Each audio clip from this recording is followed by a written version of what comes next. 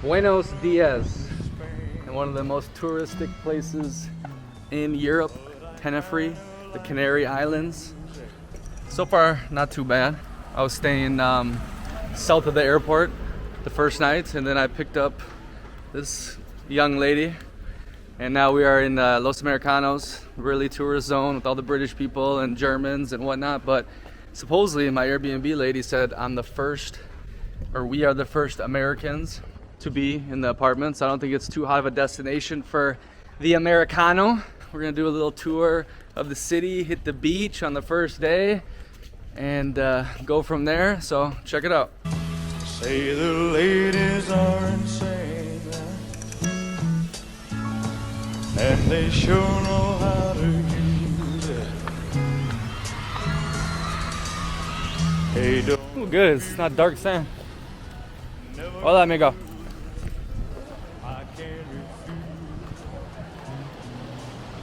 As you can see, a little touristy, but the sand's not dark at least.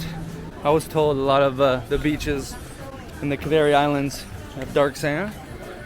This one had good reviews and looks like it's panning out. Check it out. Let's see what kind of tourist prices we got here. Yeah, 14 euro for some pasta, 20 euro down here. Good news is the dollar is on parity with the euro right now, so the Americano lives like a king.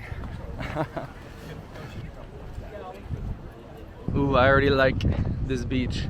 See, a lot of beaches, especially in Italy, they make it so you have to rent a sunbed. But here, look how big this public beach is.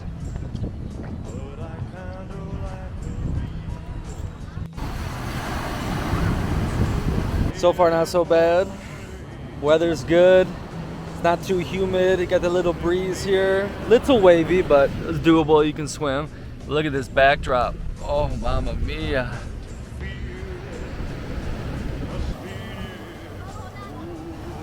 What's dope about the Canary Islands, Spain conquered them about like 1450.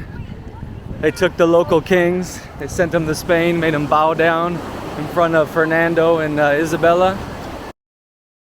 But what's really interesting is when the age of exploration was happening, they took a crap ton of families from here and relocated them into the New World.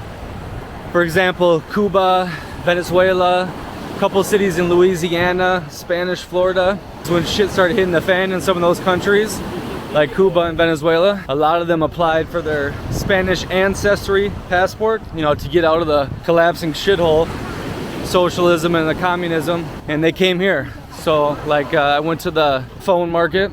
Orange was down, shitty service, shitty phone plan, never use it. And I came across this one phone market, and this guy spoke perfect English, and he was a Cuban that came back. And he got me a deal. He gave me a SIM card with 40 gigabytes, which is basically unlimited for 1 month, and the SIM card included for only 10 euro. I mean, that's a steal. Normally you pay like $5 to $10 for just the SIM card, and then another 10 to 15 for a plan. But he's a Cuban, and he snuck out because his grandparents came from the Canary during those programs. Or not his grandparents, but I think way back in the day. And he was able to trace it back, and he got his passport. Pretty cool. So good, feels so. Well, I've never been to heaven, but I've been to Oklahoma. Yeah, so why am I in the Canary Islands?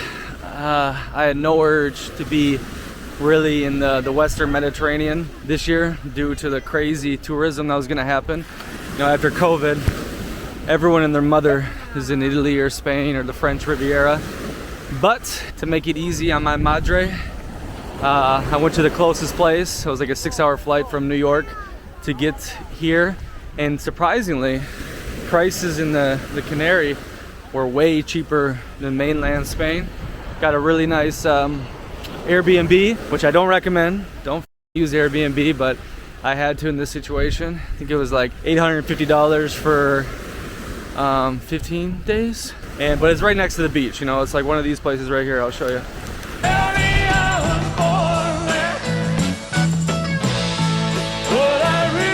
So I'm like, all right, let's make it easy on my mother, and we'll go here Yeah, so far not too bad. Obviously it's a extremely big tourism spot for Europeans, especially the British, Scandinavians, and Germans.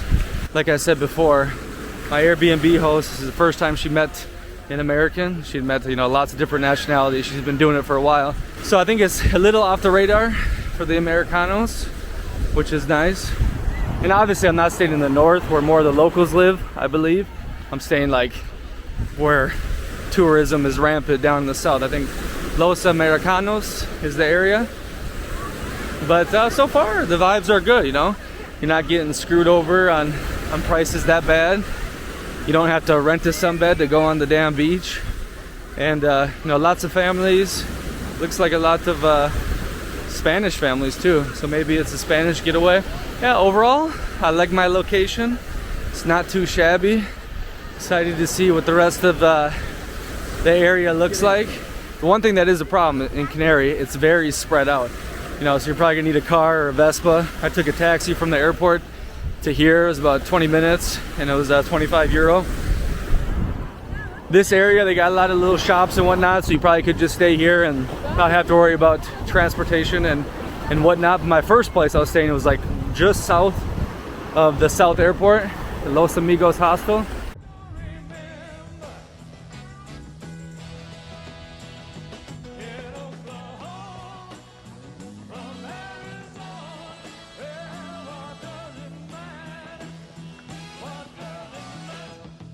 And that city, it was like dead. You had to walk like 20 minutes to a mall, and that mall was like a total complex of condos built for vacationers and whatnot. The hostel was a good vibe, and a lot of them had mopeds, so I think that's what you got to do if you stay in that kind of area. But overall, this island is pretty damn spread out. Similar with like most of Spain, like Mallorca, you really need a car too, and unless you're staying just in Palma, but then you're not going to the best beaches. And then even mainland Spain, trains are shitty. BlaBlaCar is the best app in mainland Spain, 100%. There's no Uber either. You gotta do all the taxi crap. And you know, with the taxi, you gotta pay more prices, and sometimes they're little goofballs, so you gotta be upfront with them. They try to, you know, scam the tourist. Regarding the taxi thing, so the biggest thing is you show them, you know, on your Google Maps or whatnot, say this is the address, and you say, hey, give me an estimate. You know, what am I looking to pay? Make sure they turn on that damn meter if they're using a meter, because otherwise they'll drive you without a meter and say, oh yeah, you owe 50 euro when it should have been like 10 euro. Just tell them you're not stupid, basically, and you know, put your foot down. And oh yeah, like today, you know, masks, there's still some mask crap going on in Spain, like in pharmacies and public transportation and whatnot. The dude put on his mask. I'm like, oh yeah, I don't have one. So we didn't even need it in the airport, right? And he's like, it's okay, just give me a tip. It's like, what the fuck? And so of course he didn't get a tip, because I don't play that game, you know what I mean?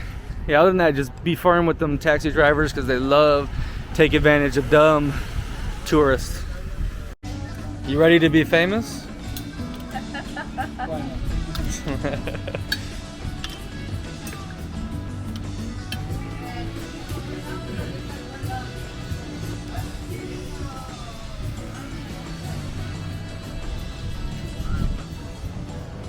Okay, so the Canary Islands.